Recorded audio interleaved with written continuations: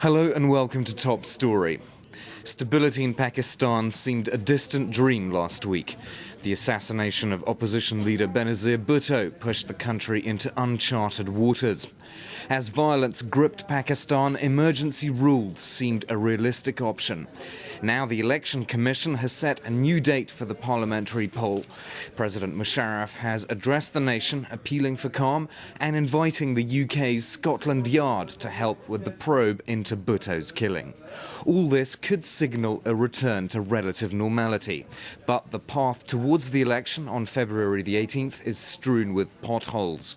To identify them, I'm joined now by Olivier Guillard, the Asia Director at the Institute for International and Strategic Relations here in Paris. Mr. Guillard, thank you very much for being on Top Story. Thank you. What did you make of this speech yesterday from Musharraf? Do you think it offers some hope for a transition to democracy? Unfortunately, I'm not that sure, because when, with a few minutes later, asking people from Pakistan, from Pakistani people living in France, what were their opinion about the speech, I mean, the speech was quite empty. I mean, how to see a better future after the speech, as far as election, democracy, political stuff are concerned. The speech was quite empty. So hope is probably still there, definitely.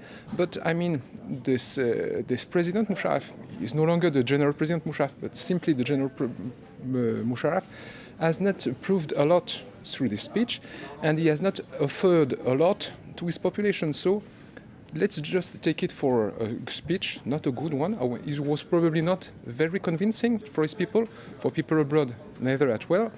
And so let's see the way the population will react today, tomorrow, after the speech. My first comment is that the population has been a bit deceived by this speech. So let's wait and see. You mean disappointed by the fact that it didn't talk about democracy? He focused on security, didn't he, on the violence that followed the election? It is the case, you know. Everybody was waiting or expecting a delay, for postponement for this election. I mean, it makes sense, definitely, due to security reasons and due to the fact that people were eventually waiting or asking for a short delay, a few weeks. The elections are delayed only by 6 weeks. I mean, it makes really sense. But the fact that the president was not really convincing about democracy, about a brighter future for the country, where freedom and the way the citizen would be allowed to move, it has deceived a lot, definitely. The speech did give one positive signal, at least according to some pundits, which is inviting Scotland Yard into the probe. However, there's no post-mortem. It is the case, but once again, I don't want to be too pessimistic on this issue, but what will the Yard do in Pakistan? I mean, there is not much to expect from that.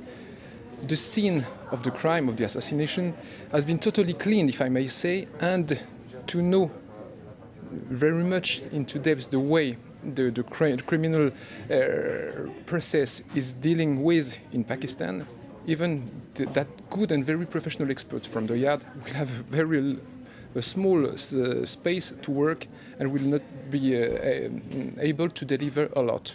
Is it a publicity stunt then? It is, in my view, this is political marketing, and this is probably to respond positively a demand from the foreign observers.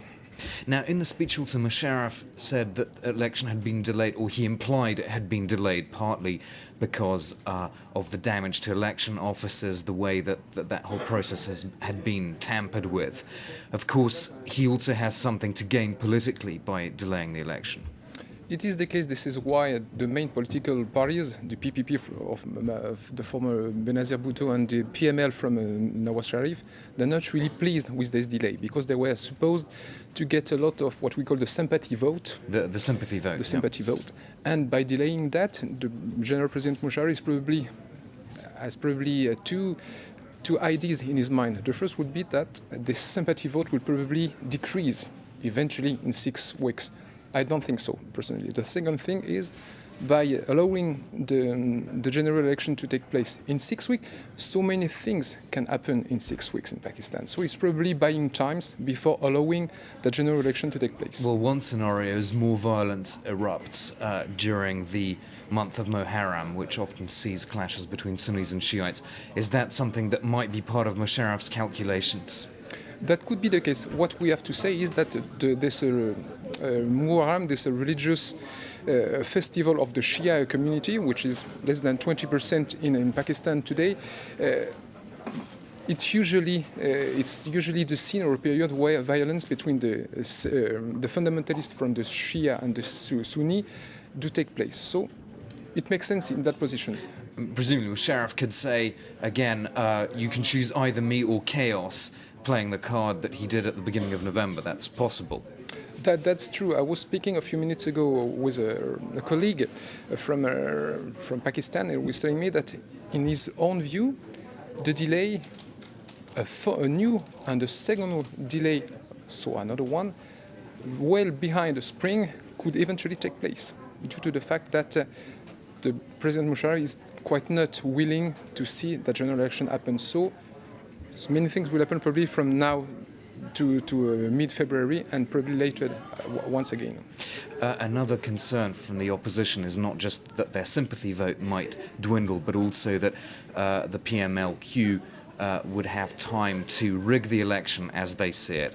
This is the main concern for the population and for the political parties, because they see that today there is a caretaker government that is supposed to be a neutral. There is an election commission that is supposed to be neutral as well. They are quite not neutral because they are very closely related to the Musharraf environment, let's say, Musharraf clique. So the rigging of the election is a high probability scenario, definitely. So by allowing more time to organize or to set this election, probably gives more time for the PMLQ and many other lobbies, if I may say, around Musharraf to allow a kind of quite unfair and unfree elections to take place. Okay, fine. Well, we'll have to stop there, but thank you very much for being on Top Story. Olivier Guyard from the Institute of Strategic and International Relations here in Paris. You can catch up with this edition of Top Story on our website, www.france24.com, and of course all our other talk shows will be on that site. We'll be following this Pakistan story closely for you here on France 24. Do stay tuned.